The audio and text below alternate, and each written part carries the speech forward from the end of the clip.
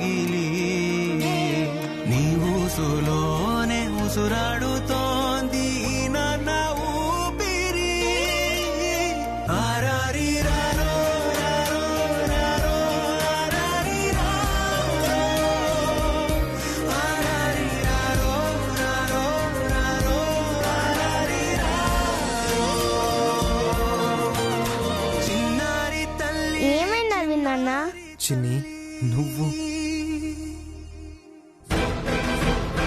అపర్ణ జీవితము ఇప్పుడు మీ చేతుల్లోనే ఉంది.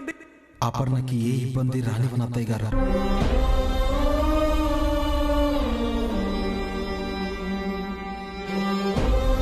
చెప్పకూడదు.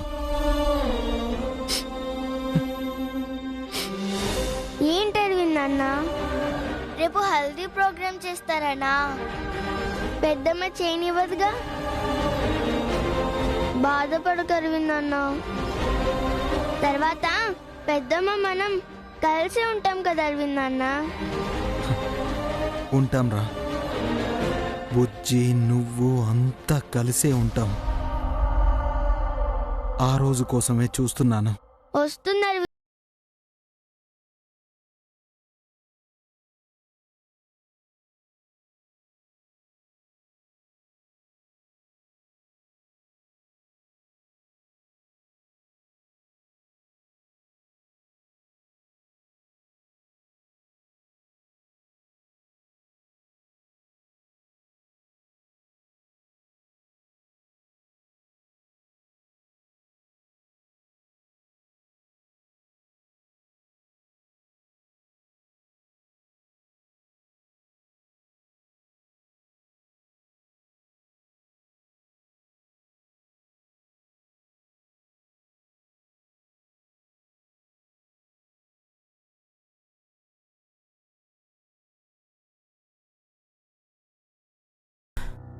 అమ్మా, ఈ పిల్ల రాక్షస్ వల్లే అంతా. ఏమే, నన్ను గదిలో బంధించి అందరి ముందు పిచ్చిదాన్ని చేస్తావా? నాకు మీరు లోపల ఉన్నట్టు తెలియదు బేబమ్మమ్మ. తెలీదు బేబీ మమ్మ, ఏం తెలీదు. అరుస్తున్నా వినపడలేదే?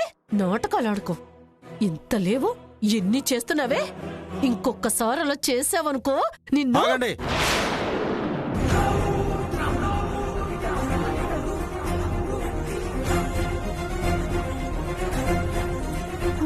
ఎందుకు కొడుతున్నారు? అంత తప్పు ఏం చేసింది? నన్ను గదిలో పెట్టి తలుపేసేసింది అరవిందు. అది తప్పు కాదా?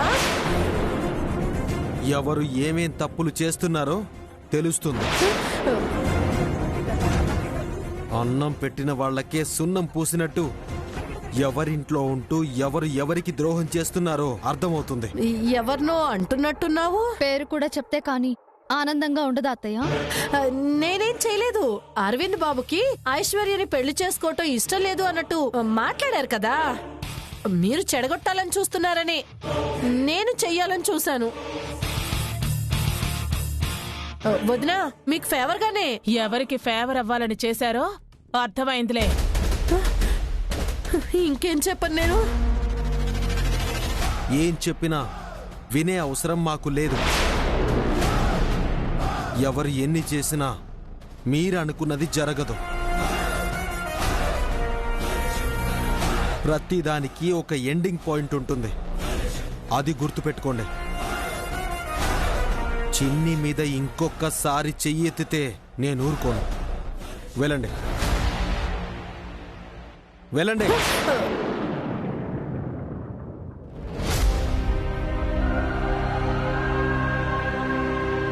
కొట్టిందారా? అరవింద్ నన్ను వచ్చేసారు.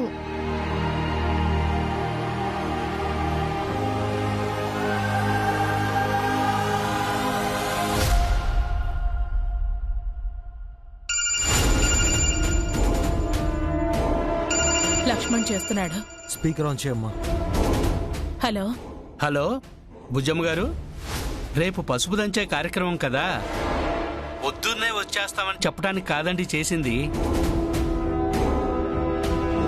ఎట్టి పరిస్థితుల్లోనూ బుజ్జమ్మ గారు బాగా గుర్తుపెట్టుకోండి, ఎట్టి పరిస్థితుల్లోనూ అక్షర మాత్రం ఆ కార్యక్రమంలో కనపడకూడదు, రాకూడదు. ఎందుకంటున్నాను అంటే అనుకున్నది ఏదీ జరగట్లేదు. వాటికి కారణం వారే అని మా నమ్మకం.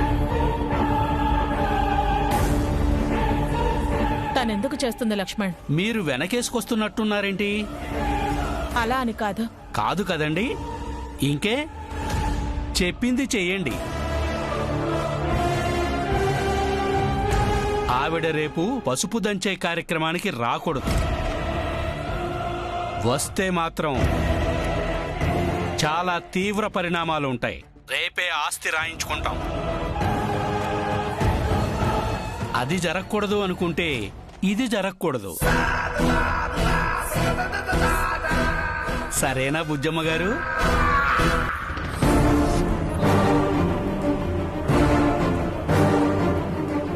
అతని మాటల్ని మనం పట్టించుకోవాల్సిన అవసరమే లేదమ్మా.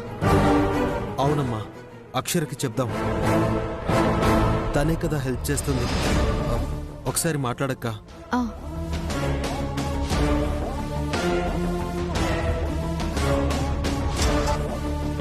చెప్పండి వదినా. లక్ష్మణ్ ఇప్పుడే ఫోన్ చేశాడు అక్షర. రేపు పసుపు దంచే కార్యక్రమానికి నువ్వు రాకూడదంట. వస్తే తీవ్ర పరిణామాలుంటాయని హెచ్చరిస్తున్నాడు. అత్తయ్య గారు ఏమంటున్నారు వదినా? ఏమంటారు? హెల్ప్ చేసేది నువ్వే కదా, రావాలనే కోరుకుంటుంది. నిజం చెప్తే గాని కోడలుగా నేను రావాలని కోరుకోరు. మీకు ఈ పెళ్లి ఇష్టం లేదని మాత్రం అర్థమవుతుంది. అక్షర, అత్తయ్య గారి పరిస్థితిని అర్థం చేసుకోగలను వదినా. నా భర్త పక్కన ఎవరో కూర్చొని తనతో జరిపిస్తే నేను ఊరుకోను. అత్తయ్య గారికి మాట రాకుండా చూసుకుంటాను. సరే అక్షర.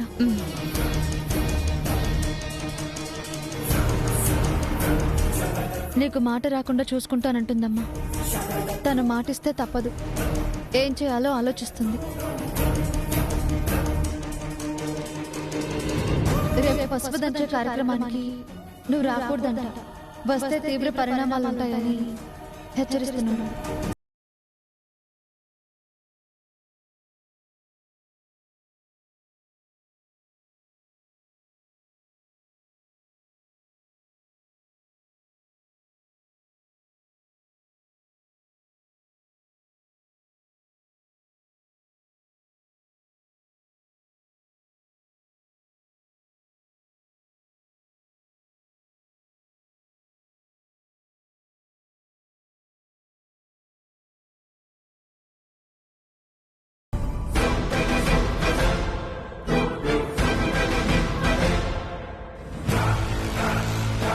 అర్థమైందిగా?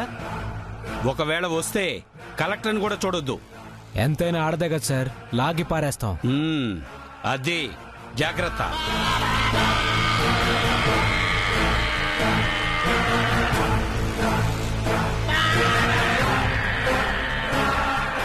బుజ్జమ్మ గారు, అందరూ వచ్చేశారు.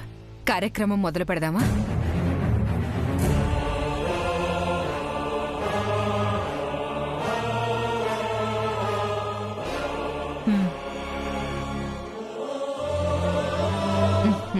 అమ్మా, పసుపు కొమ్ములు తీసుకుని మొదలు పెట్టండి.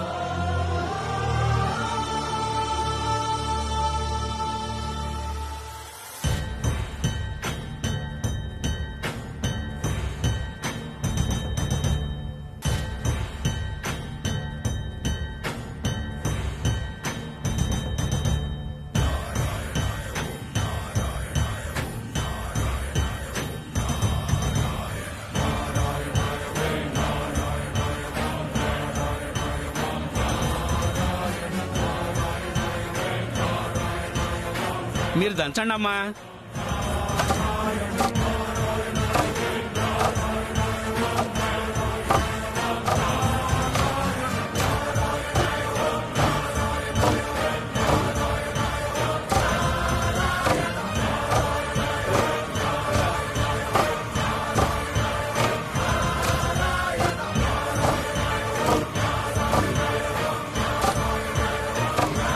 ఇంకది రాదులే.